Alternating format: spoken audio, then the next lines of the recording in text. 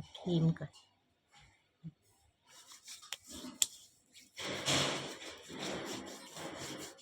ทาครีมมาให้มันดึง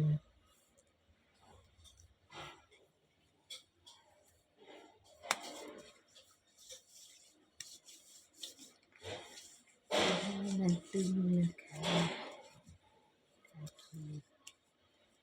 เพราะว่าเราแก่แล้วต้องทาหน่อยให้ทามันมาตึงทาแล้วมันก็จะแบบ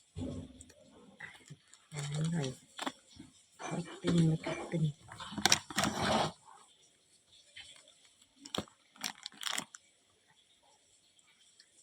อากาศไม่เปลี่ยนแปลง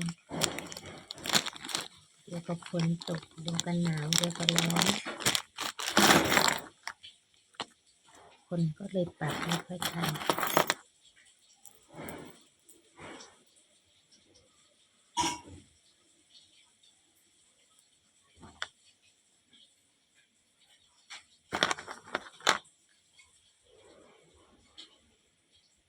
ขึ้น